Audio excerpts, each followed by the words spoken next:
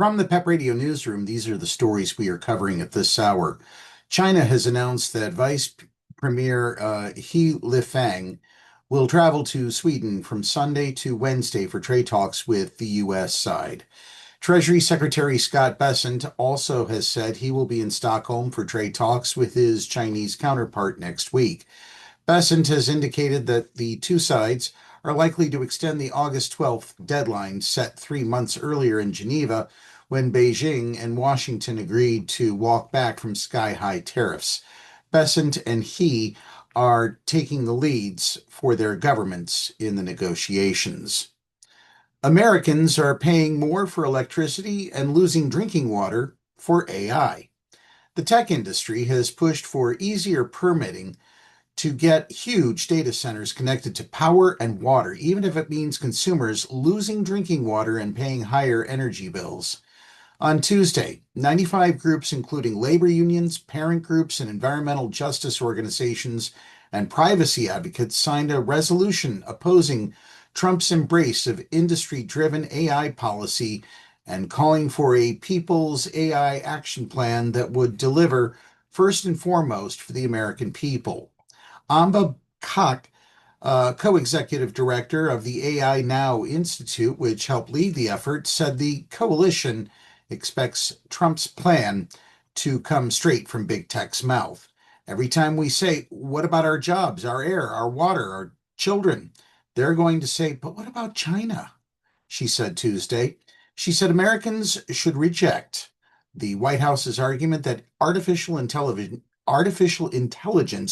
is overregulated and fight to preserve baseline protections for the public. The U.S. is pulling out of UNESCO. With the support of international partners and the mobilization of $115 million, the UN Cultural Agency, UNESCO, recently helped rebuild the Iraqi city of Mosul after it was devastated by the Islamic State group.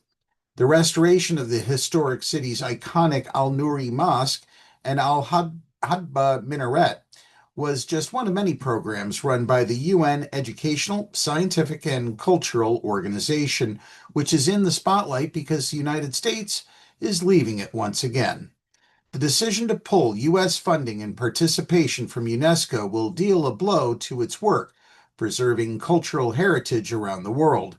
President Donald Trump exited the agency during his first term, accusing it of promoting anti-Israel speech.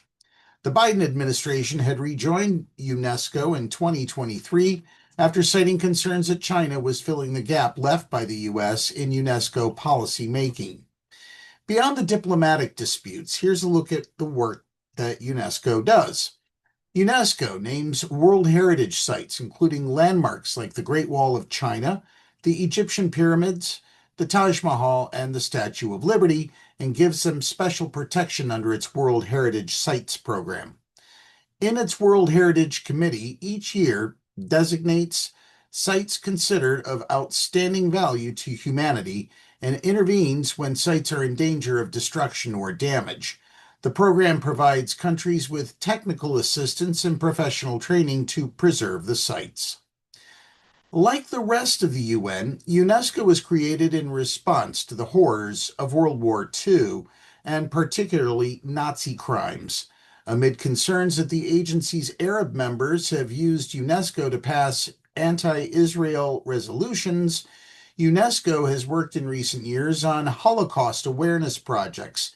That includes educational materials and organizing visits to former Nazi concentration camps. UNESCO works to improve literacy with a special focus on girls in countries hit by war or disasters who get little or no schooling through programs such as the Malala Fund for Girls' Right to Education. In Tanzania, for instance, over 2,500 girls benefited from the creation of safe spaces in 40 secondary schools. The agency provides teacher training and materials and encourages programs for girls to pursue careers in science.